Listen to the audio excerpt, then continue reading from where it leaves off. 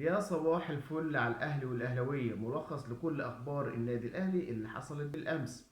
النادي الأهلي بيستقر على استمرار صلاح محسن وقيده في قائمة الموسم الجديد بفرمان من مستر كولر. صلاح محسن هيكون موجود مع النادي الأهلي الموسم الجديد إن شاء الله. صلاح محسن راح السفارة وخرج تأشيرة السفر استعدادا للسفر مع البعثة إلى النمسا لمعسكر الفريق اللي هيكون لمدة 10 أيام في النمسا بإذن الله. صلاح محسن بكده بينضم لقائمة النادي الأهلي، بيكون مهاجم جديد في قائمة النادي الأهلي. صلاح محسن العائد من الإعارة من سيراميكا كليوباترا. النادي الأهلي أيضا بيقترب من الإعلان عن مهاجم الفريق الجديد وهو الأقرب سوزا البرازيلي، بعد يعني معاناة في مع الفريق الكوري في ان هو يستقطب سوزا للنادي الاهلي، مع ان مستر كولر كان محتم ان هو سوزا هو يكون مهاجم النادي الاهلي. اللاعب انقطع عن تدريبات فريقه لمده 3 ايام، مما يبشر ان النادي الاهلي داخل في مفاوضات او قطع شوط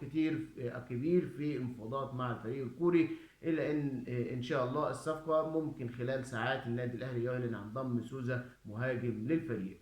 أنباء تشير إلى انتقال محمد شريف إلى الخليج السعودي خلال ساعات، وده هو الأقرب إن محمد شريف يخرج للاحتراف في الدوري السعودي الموسم اللي جاي، خصوصا بعد تعاقد النادي الأهلي مع سوزا ووجود محمود كهربا وعودة صلاح محسن للفريق. إذا محمد شريف قريبا هنشوفه في الدوري السعودي. مستر كولر بيراهن على اللعيبة الشباب، واخد معاه أكتر من لاعب شاب هيكونوا موجودين في بعثة النادي الأهلي في يعني النمسا، من ضمنهم لعيبة هتكون مبشرة بشكل كبير. مستر كولر بيحاول ينزل بمتوسط الأعمار للنادي الأهلي 23 24 سنة على الأكثر. مستر كولر زي ما قلت لحضراتكم شغال على الحتة دي بقاله فترة. دي كانت ملخص اخبار النادي الاهلي كده في جوله سريعه كده عن اخبار النادي الاهلي. ما تنسوش تدعمونا بلايك الفيديو واشتراك في القناه علشان نفضل مكملين في ظهر النادي الاهلي.